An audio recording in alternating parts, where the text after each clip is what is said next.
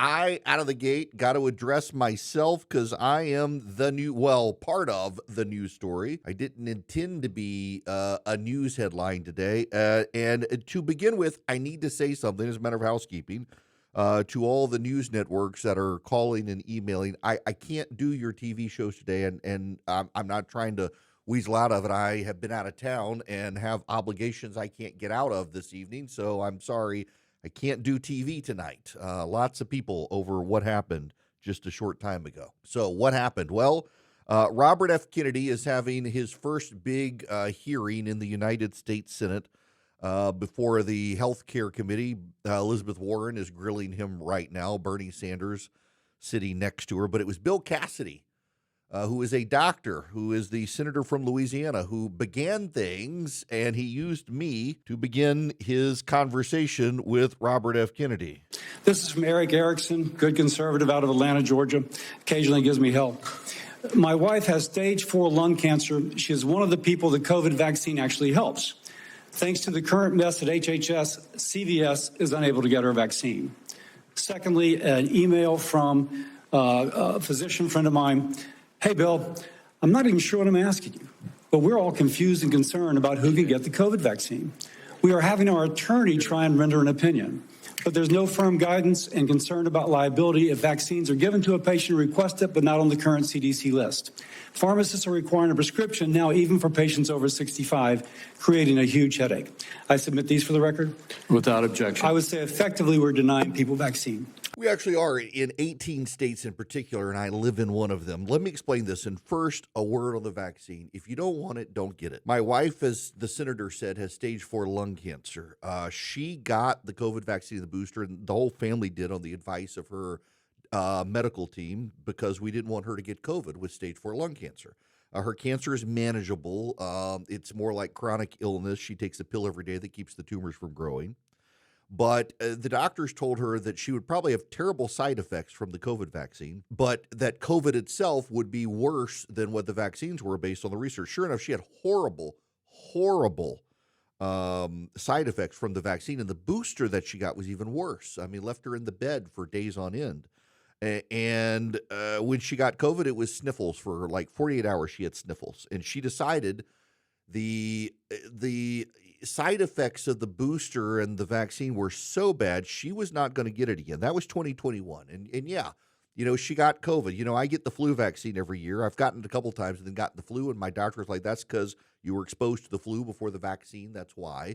I get the flu vaccine and typically don't get the flu. In the years that I haven't got the flu vaccine and got the flu, I've been in bed for a week. My wife felt like she had the flu for a week with the COVID vaccine, and the COVID was just sniffles. But now you fast forward several years, she refused to get the vaccine again. In fact, nobody in my family has gotten boosters since, and I've never gotten COVID. I think I'm one of the last people I know who has never gotten COVID that I've known of. Maybe I've gotten it and just had no symptoms. When my wife got COVID the second time, this past October, I don't know that she's completely recovered, and she doesn't have long COVID. It wiped her out so bad, so hard for so long.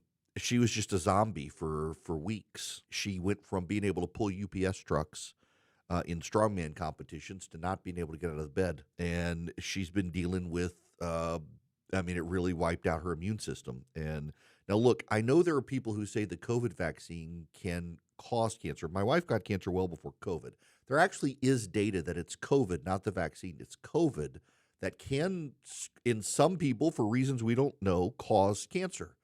There are too many weird cancers that have cropped up in people who have gotten COVID. And there's speculation that maybe the COVID vaccine, because it presents as COVID, your body responds the same way. Maybe that's the case. But I'm not dismissing those. I'm just telling you, my wife had cancer long before this. And her oncologist, her cardiologist, her pulmonologist, her general physician, all of them say she should get the vaccine. And she knows when she got the vaccine how bad it was. COVID wasn't bad. And when she had not had the vaccine several years later, COVID was terrible. So they want her to get the vaccine. We live in Georgia. And in Georgia, you have to have that CDC vaccine group meet and sign off on the approved vaccines, or pharmacists in the state can't give you the vaccine. In some states, you can. And in my state, you can get it, but you got to go through the bureaucracy of your doctor's office and try to get a prescription and all that. My wife's going to be fine. She's going to be able to get it.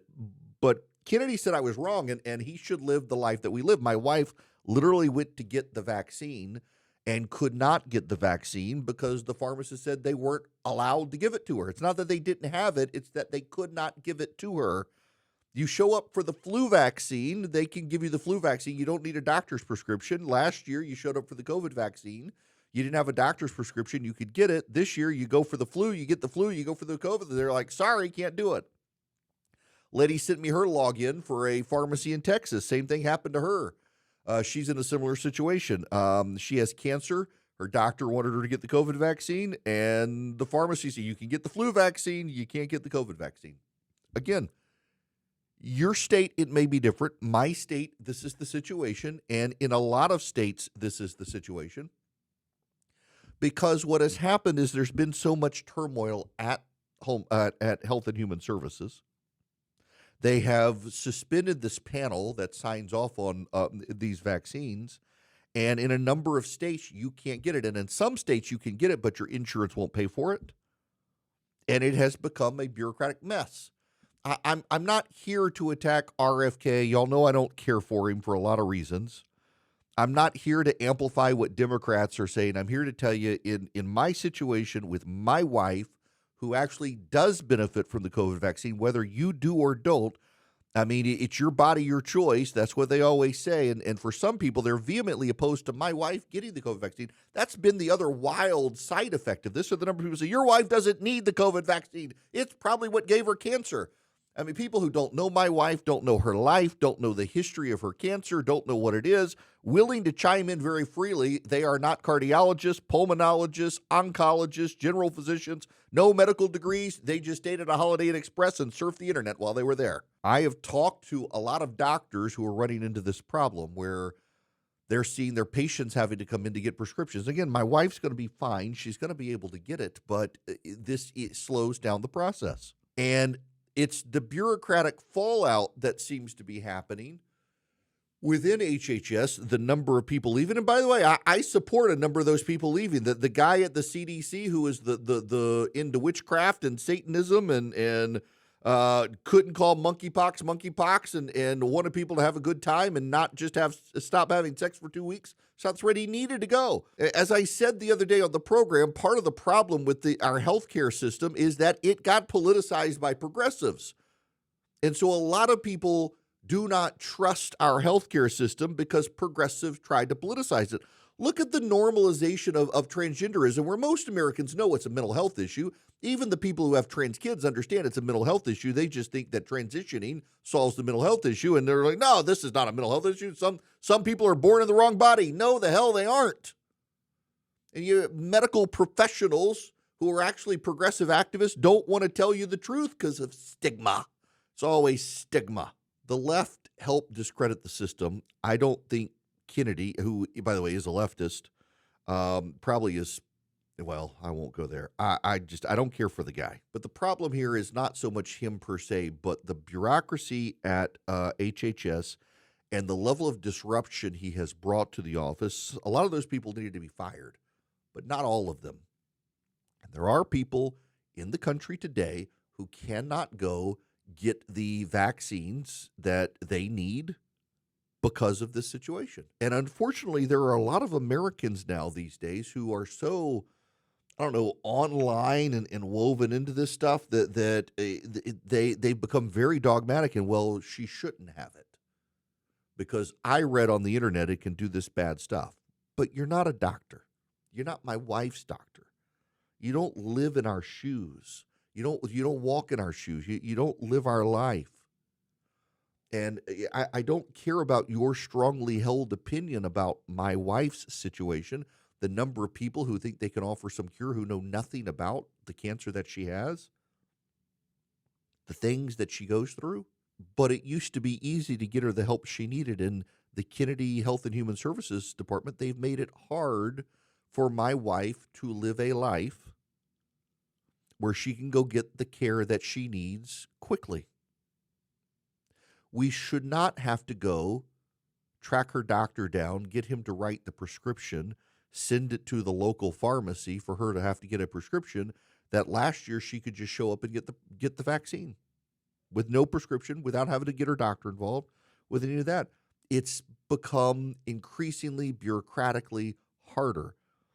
And no one who has cancer should have to deal with extra bureaucracy in their life when they already have to go through the hassles of insurance approvals for things and regular doctor visits.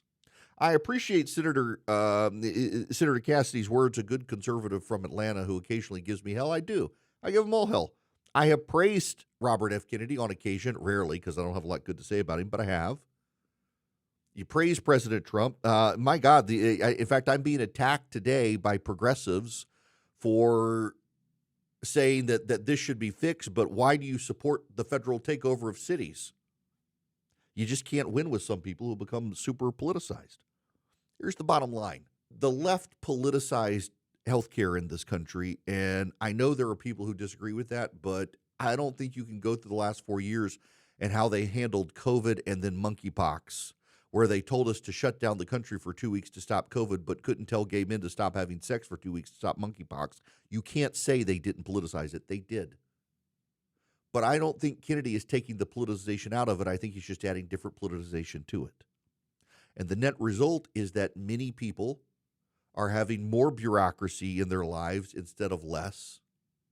If you don't want the vaccine, you don't have to get the vaccine. My wife's entire battery of physicians who deal with her life would like her to get it, and she went to get it and was told she couldn't get it. And the reason she couldn't get it is because we live in a state where you've got to have the list of vaccines, and the committee that does the vaccines hasn't been able to meet because Kennedy tossed so many of them, and there's been all sorts of turmoil at HHS. It's like we're in a new dark ages where people forget what worked. We know what worked. And one of the things that always worked was to allow us to live our lives and make the decisions for ourselves without people in Washington on the left or the right making those decisions for us. And I would like to think that Secretary Kennedy, I think I've said Senator Kennedy, Secretary Kennedy, would actually get the bureaucracy out of our lives so that you and I can make our healthcare decisions for us. I believe you're probably reasonably informed. I know my wife is very reasonably informed about her healthcare. But that's not what's happened here. What's happened here is new bureaucracy making it more difficult to get something that shouldn't be difficult to get for those who want it and whose doctors think they need it. And if any good comes out of my tweeting Senator Cassidy, maybe it's that this insanity that's going on right now and the chaos within the bureaucracy of HHS can be solved for everybody. Because it's only this issue now. What comes next? I don't know. God forbid we have another pandemic of some kind. I didn't expect to be the lead news story today. Y'all should see my emails right now. I've got requests from pretty much every single news outlet in the country asking me to come on shows today, and I don't have time to do it today. Did not intend to start the show with this. In fact, if you stick around, I'll explain to you why the ending of vaccine mandates in Florida is not the catastrophe that the left is claiming it is. It's actually not. It's not a bad thing what Ron DeSantis and the Surgeon General are doing down there. I'll explain it to you when we come back. But it's just wild to me that in this country, Donald Trump, not Joe Biden, Donald Trump, poured federal money into Operation Warp Speed to develop a vaccine that actually has saved lives, even if you've read on the internet it hasn't. It has certainly helped my wife. And now suddenly this second turn of the Trump administration, it's more difficult to get the vaccine that actually helps. It's a choice, whether you want it or not.